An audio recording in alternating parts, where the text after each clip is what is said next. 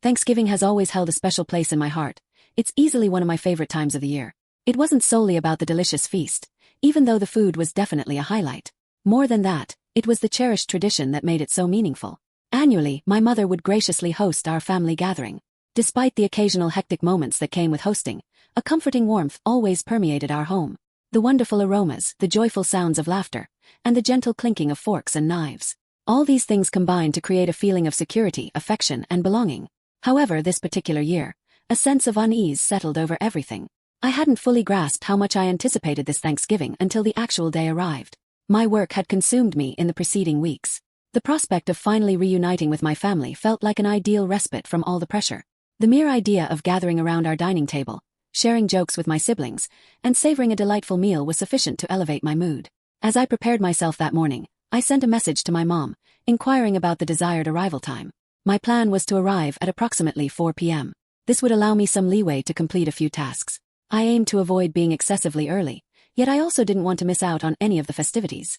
Her response arrived promptly. 4 is perfect. Looking forward to seeing you. I dismissed any further thoughts, my excitement growing, perhaps a bit excessively. I hurried through my to-do list. Upon completion, I glanced at the time.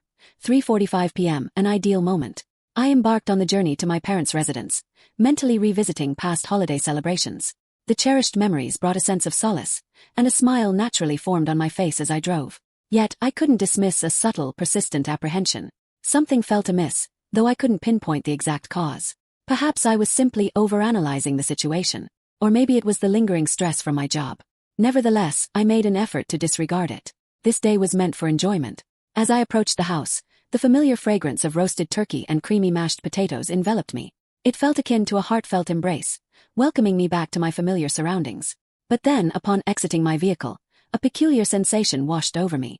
The absence of any parked cars in front of the house was striking. This was certainly unusual. My relatives typically arrived ahead of time to assist with meal preparations. The driveway was usually a hive of activity. Momentarily bewildered, I stood there, then proceeded towards the entrance. I entertained the thought that perhaps I had simply arrived before everyone else. I pressed the doorbell. Silence. I rapped on the door a few times, increasing the volume slightly. Still no response. At this juncture, my heart began to pound. A knot formed in my stomach. Where could everyone possibly be? I retrieved my phone, intending to send a brief text. Before I could compose anything, my phone vibrated. It was a message from my mother. We assumed you'd be running late. My mind momentarily went blank. I reread the message twice, attempting to comprehend its meaning. What exactly did she intend by that statement? Before I could decipher it, another message arrived, this time from my sister. We couldn't delay any longer. My stomach plummeted. This didn't align with my understanding. They wouldn't simply commence without my presence, would they? Thanksgiving extended beyond the mere consumption of food. It was about the unity of our family. We invariably waited for everyone's arrival, regardless of the circumstances. Feeling utterly perplexed, I pushed open the door. It emitted a faint creak, suggesting it had already been opened. I entered, anticipating the familiar sounds of my family's conversations. However, the house was enveloped in an unnerving silence. There, on the dining table, sat a partially consumed turkey, half of the accompanying dishes, and a scattering of used plates. It was evident that they had already partaken in the meal. I stood motionless in the doorway, gazing at the remnants of what should have been our shared feast. The realization that I had been excluded, that my family had proceeded without me, struck me with immense force. Why hadn't they waited for my arrival? Why hadn't they even attempted to contact me to inquire about my whereabouts or well-being? Profound, bitter sensation stung me deeply. However, I resolved not to display any outward signs of distress. My heart throbbed in my chest as I pivoted and departed from the house without uttering a single word. I retraced my steps to my car. The full weight of the situation began to dawn on me. I couldn't determine which was more distressing, the fact that they hadn't waited for me, or the fact that I had to discover this through a text message. I entered my car, ignited the engine. For a few moments, I simply sat there, enveloped in silence. My hands tightly gripped the steering wheel. I yearned to cry, but the simmering anger prevented me from doing so. I dispatched one final message to my mother. I suppose I'll find alternative plans. I drove away, directionless, simply needing to escape from that house, from them, from everything. Yet, as I departed, I couldn't dispel the lingering question that plagued my mind. Why hadn't they waited? I was at a loss for what to do with myself afterward. I simply continued driving. There were numerous destinations I could have chosen, but I lacked the desire to be surrounded by people. I didn't wish to recount the events that had just transpired. I ultimately found myself at a park, parking my car near a secluded bench.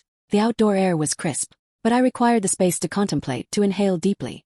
Thanksgiving was intended to be a period of unity, of warmth and familial connection. Yet, what had just occurred felt like a deliberate affront. I couldn't overcome the sensation of being utterly overlooked. It wasn't merely the missed meal that caused me distress. It was the realization that my family had no qualms about proceeding without my presence. I remained seated there for a considerable duration, staring blankly into the distance. Few individuals strolled by, but I couldn't focus on anything other than my own thoughts. My phone vibrated once more. This time, it was an incoming call from my mother. I refrained from answering. A part of me longed to hear her explanation. I yearned to understand why they had commenced without me. Why they hadn't at least paused to ascertain if I was en route. However, another part of me was too incensed to engage in a conversation. My thoughts were in disarray. I didn't trust myself to discuss the matter without succumbing to tears, or uttering something I might later regret. The phone vibrated again. A message from my sister this time. "Mom's really distraught. Please return."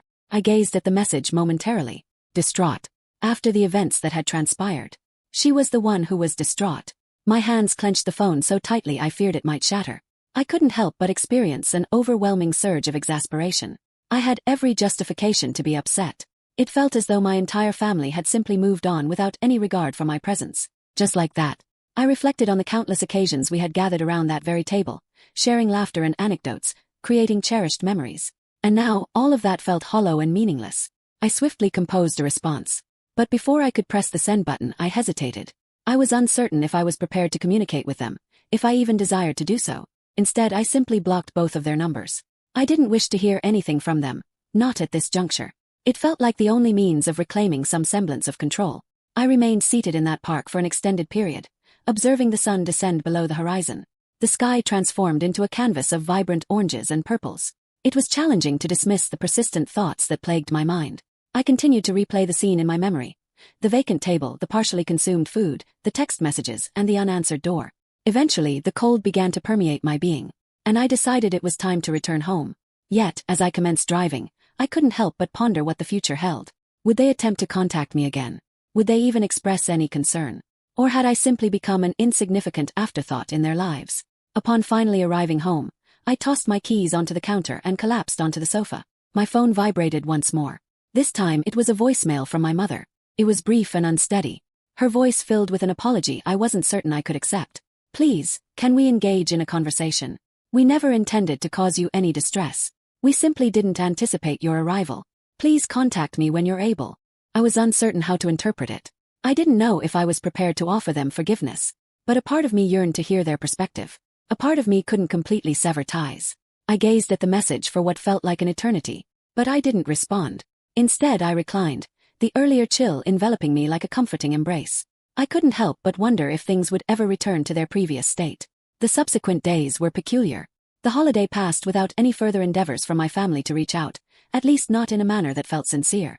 The messages had ceased arriving, and the silence between us amplified with each passing hour. I'd find myself habitually staring at my phone, anticipating a call, but nothing materialized. I began to speculate whether they were simply awaiting my initiative to reach out first. But in all honesty, I was uncertain if I possessed the capacity to do so. The entire ordeal had shaken me more profoundly than I cared to acknowledge. A part of me was not yet prepared to confront them, let alone welcome them back into my life as if nothing had transpired. However, precisely 3 days following Thanksgiving, I received a message from my mother. "Could we arrange a meeting? I need to converse with you." There was no expression of remorse, no recognition of the inflicted pain, merely a detached, concise request for a meeting. I fixated on the message for what seemed like an interminable duration. A myriad of thoughts surged through my consciousness. Was she finally prepared to offer an explanation? Was this merely a form of damage control? Had no inkling. But I was certain of one thing. I was unsure if I was ready to face them yet. I couldn't dismiss the contemplation of all the years I had invested in the family dynamic. Years of consistently being present, always endeavoring to be there for them. And yet they had failed to reciprocate. That realization inflicted a deeper wound than I was willing to concede. Yet, despite all my reservations, a small part of me yearned for closure. I needed to ascertain whether they genuinely comprehended the gravity of their actions, whether they even harbored any remorse. Consequently, I consented to the meeting. We arranged a time to convene at a small cafe in town. I was uncertain what to anticipate, but my heart was already palpitating as I drove there. The prospect of sitting face to face with them once more was unnerving. Yet, I couldn't suppress a flicker of hope. Perhaps things could revert to their former state. Maybe this would be the pivotal moment when we could mend everything. Upon my arrival, I observed my mother seated by the window, her hands clasped together on the table before her. Her expression was inscrutable. Nervous, perhaps. I couldn't definitively discern. She hadn't appeared this vulnerable in years. I approached and seated myself opposite her. We both remained silent for a protracted moment, simply gazing at each other. I was at a loss for words. The tension in the air was palpable, and I found myself clutching the edges of my seat. Ultimately, she shattered the silence. "I acknowledge your distress," she uttered softly, her voice tremulous. "I extend my apologies. I should have awaited your arrival. But it wasn't as you perceive it. We were concerned you wouldn't attend, and the food was losing its warmth." I remained silent. I was unsure if I even desired to hear her rationale. It felt like a pretext, a means of deflecting from the fact that they had made the conscious decision to proceed without me. I couldn't shake the conviction that if they genuinely cared, they would have waited. If they truly cared, they would have at least attempted to contact me. "I never intended to inflict pain upon you," she persisted, her voice now imbued with a hint of pleading. "We simply presumed you'd be preoccupied, or that something unforeseen had arisen. But I never envisioned it unfolding in this manner." I scrutinized her, attempting to decipher her expression. But instead of experiencing relief, I felt a burgeoning sense of frustration. It didn't feel like an apology. It felt more like an explanation cloaked in guilt. I didn't desire her pity. I yearned to understand why she hadn't considered checking on me, or ensuring my attendance. It wasn't merely the meal that caused me pain. It was the realization that I had been so readily disregarded. The silence prolonged once more. And just as I was on the verge of speaking, my phone vibrated. It was a text message from my sister. I opened it, anticipating another apology, or some form of emotionally charged message. But instead I read, "Mom indicates you're present. Please refrain from exacerbating this situation. We simply desire to move forward." My stomach roiled. Move forward? Move forward from what? Was this entire ordeal merely something that needed to be dismissed, consigned to oblivion? Could they genuinely believe that I could simply let it go, as if nothing had occurred? I fixated on the screen, my thumb hovering over the keyboard, uncertain of what to articulate. And then I glanced up at my mother, who was still awaiting my response, any response. She appeared as though she was holding her breath. "I'm at a loss for words," I finally whispered. I believed our relationship held greater significance than this. Her countenance fell, and she extended her hand across the table, attempting to touch mine. "It does. I assure you it does." But we were uncertain of the appropriate course of action. But I was unconvinced. I was unsure if I could place any credence in her words. The sensation of abandonment, of being so readily forgotten, lingered between us like an imperceptible barrier. As my mom's hand rested on mine, I could sense the tension in her touch. It was as if she were imploring me to comprehend, to extend forgiveness. But I couldn't bring myself to do so. Not at this juncture. There were so many unspoken sentiments, so many emotions that had been suppressed beneath the surface for an extended duration. And now they were all surfacing, inundating me like a tidal surge I couldn't restrain. Just as I was on the cusp of speaking, of finally conveying the depth of my hurt, the cafe door swung open, and my sister entered. She scanned the room, spotted me seated at the table with our mother, and made a beeline for us, her expression stern and inscrutable. She seated herself without uttering a word. And for a moment, the three of us simply stared at each other in silence. It wasn't the reunion I had envisioned. It wasn't characterized by warmth or heartfelt emotion. It was frigid, and I couldn't help but feel like an outsider within my own family. Finally, my sister shattered the silence. "I fail to comprehend why this is such a momentous issue," she stated, her voice devoid of inflection. "We all anticipated your tardiness. It wasn't anything personal." I blinked, taken aback. Was she genuinely attempting to downplay the entire situation? Did she believe I could simply dismiss it as she had? I felt a surge of indignation ignite within me, the anger I had been suppressing for days finally erupting. "It wasn't about being late," I retorted, my voice quivering. "It's about how you all proceeded without my presence. You didn't even consider waiting to ascertain if I was en route. You simply moved on. I was disregarded, and that's what inflicted the pain." My sister's expression faltered momentarily, before she crossed her arms and averted her gaze. "We didn't perceive it as that significant. It's merely dinner after all. Just dinner." I felt the blood rush to my face. How could she utter those words? How could any of them harbor that belief? To me, it wasn't merely dinner. It was a symbol of how insignificant I was to them. I rose abruptly, the chair scraping against the floor. "No, this isn't just dinner, and it's not something I can simply dismiss." My mom glanced up at me, her expression a blend of confusion and remorse. "Please, can we just—" But I interrupted her. "No, Mom.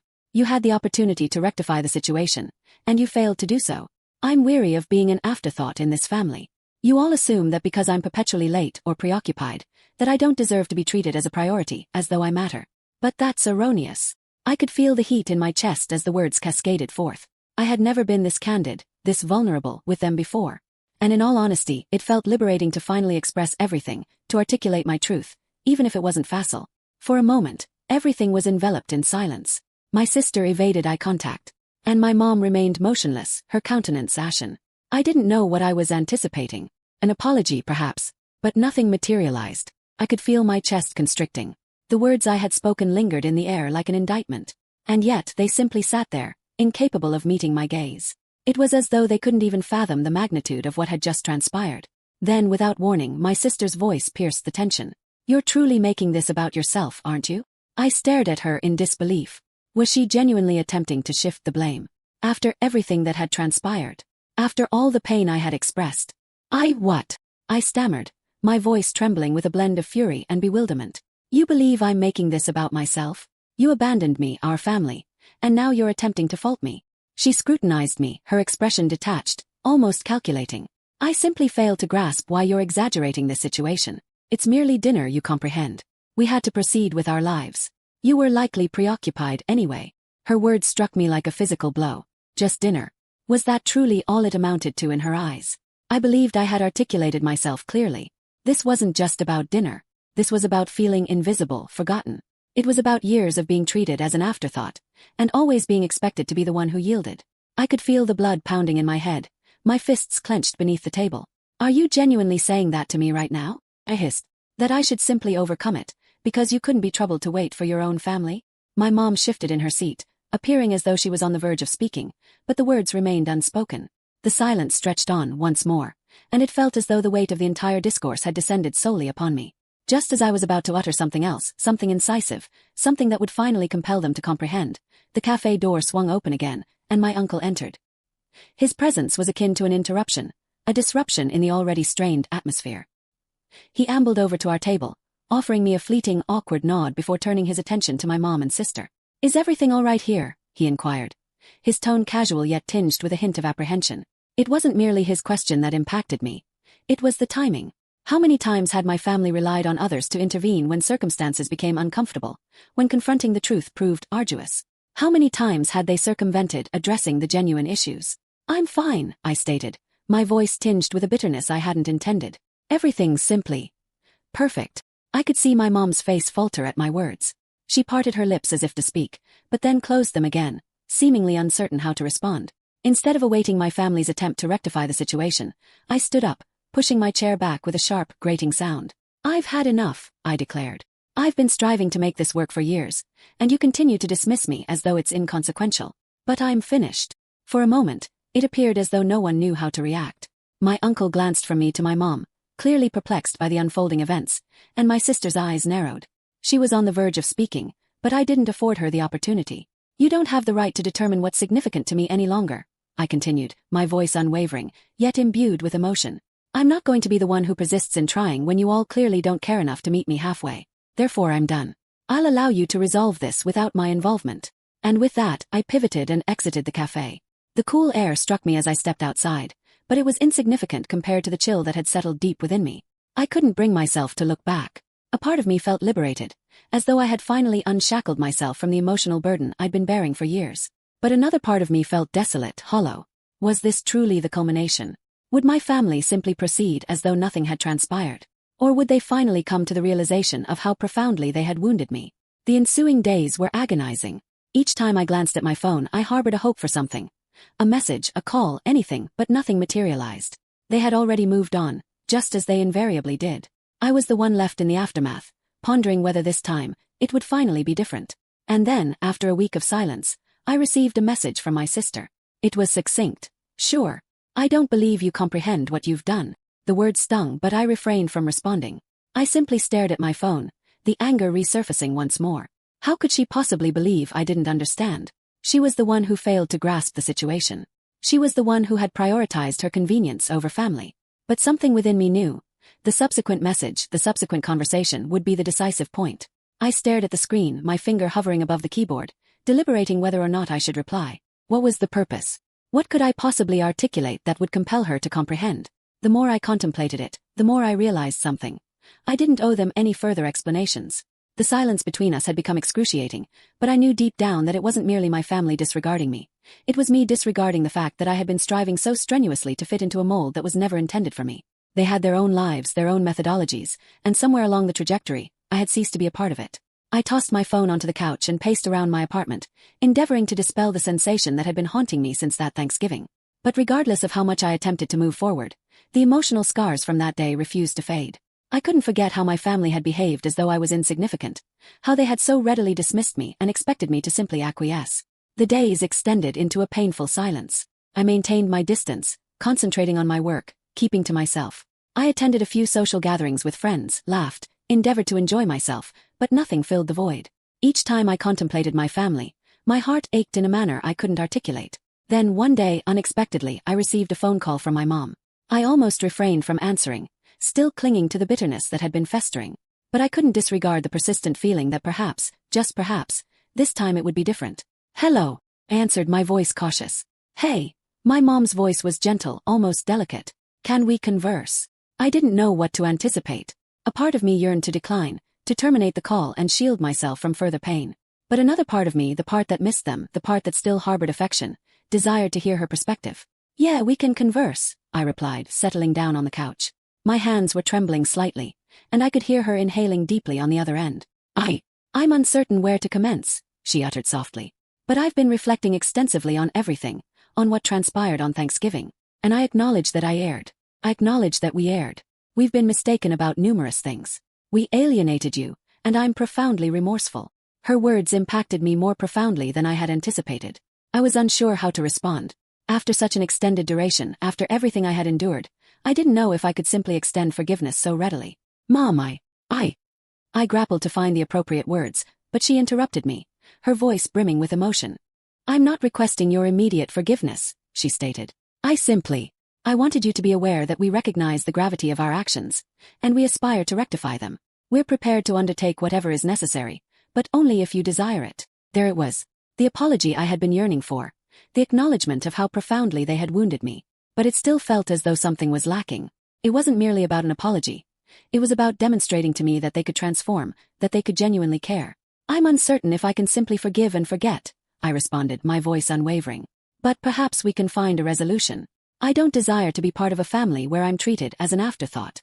"Of course," she replied, and I could discern the sincerity in her voice. "We'll undertake whatever measures are necessary to substantiate it to you, one step at a time." It wasn't the idyllic conclusion. It wasn't a dramatic reconciliation replete with embraces and tears of joy. But it was a commencement. It was an opportunity for all of us to heal, to reconstruct what had been shattered. And as I terminated the call, I knew one thing unequivocally. This wasn't the end. It wasn't the happily ever after moment I had envisioned, but it was authentic. It was the inception of something novel, something that possessed the potential to transform everything. But deep down, a part of me remained skeptical. Was this merely another cycle of hollow assurances? Could they genuinely change after all these years of disappointing me? Or was I simply setting myself up for further disillusionment? I remained standing in my living room, fixating on the phone, pondering my subsequent course of action. Should I grant them another opportunity? Open myself to the prospect of forgiveness? Or was it time to sever ties completely, to liberate myself from the family that had inflicted so much pain? This wasn't a facile decision. My emotions were still raw, and I was uncertain if I could trust them again so promptly. But I also knew that I was the one who had to make this choice. "Oh, I'm turning to you now. What would you do in my situation? Would you give them a second chance and try to rebuild what's been broken? Or would you walk away, put up those walls once and for all, and move on with your life without looking back?" Drop your thoughts in the comments. I'd love to hear what you think. Should OP give them a chance to make it right? Or move on for good? The choice isn't easy, but maybe, just maybe, your advice will help. I'm genuinely torn. Part of me wants to believe things can be different, that my family can truly change. But the other part of me is terrified of getting hurt again. It's like I'm standing at a crossroads, and I have no idea which path to take. On one hand, the thought of walking away completely feels liberating. It would mean finally putting myself first, prioritizing my own well-being, and not constantly feeling like I'm begging for scraps of attention and affection. It would mean no more awkward holiday gatherings, no more forced smiles, no more pretending that everything is okay when it's clearly not. It would be a clean break, a chance to start fresh, to build a life where I feel valued and respected. But on the other hand, the thought of cutting ties with my family completely, it breaks my heart. Despite everything that's happened, they're still my family. We have years of shared history, memories, traditions. Even if some of those memories are now tainted. The idea of never seeing them again, of never having another Thanksgiving dinner together, of never sharing another laugh. It's a painful thought. And what about the future? Would I regret this decision? Would I always wonder, what if? My mom's apology.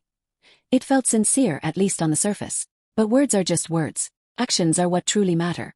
And I haven't seen any real action yet, just promises. Promises that have been broken before. How can I trust that this time will be different? How can I be sure that they're not just saying what they think I want to hear, just to smooth things over, just to avoid the discomfort of a real confrontation? And then there's my sister. Her text message still stings. Don't make this harder than it has to be. We just want to move on. It's like she's completely dismissing my feelings, like she's blaming me for the entire situation. It makes me question whether she'll ever truly understand, whether she'll ever truly care. And if she doesn't, can we really rebuild our relationship? Can we really move forward? I've tried talking to friends about it, but they don't really get it. They offer the usual platitudes. Family is family. You should forgive them. Don't hold on to anger. But it's not that simple. It's not about holding on to anger.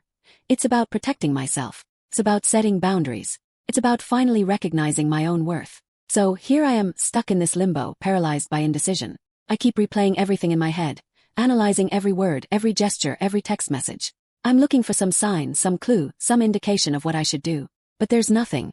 Just this overwhelming feeling of uncertainty and fear. Maybe I should give them a chance, but with conditions. Maybe I should tell them exactly what I need from them, exactly what needs to change. Maybe I should insist on family therapy, a neutral space where we can all air our grievances and work towards a healthier dynamic. Or maybe that's just wishful thinking. Maybe I'm setting myself up for more disappointment. Or maybe I should just walk away. Maybe I should accept that this is the end of the road, that some relationships are simply beyond repair. Maybe I should focus on building my own chosen family, surrounding myself with people who genuinely love and appreciate me. Maybe that's the only way I'll ever truly be happy. It's a terrifying thought, but also strangely empowering. The idea of taking control of my own life, of making my own choices, of not being beholden to anyone else's expectations. It's appealing. But is it the right choice? Is it what I really want? I honestly don't know. And that's why I'm asking for your help, your perspective, your advice. Because right now I feel completely lost. I'm drowning in a sea of doubt and confusion, and I desperately need a lifeline. So please tell me, what would you do?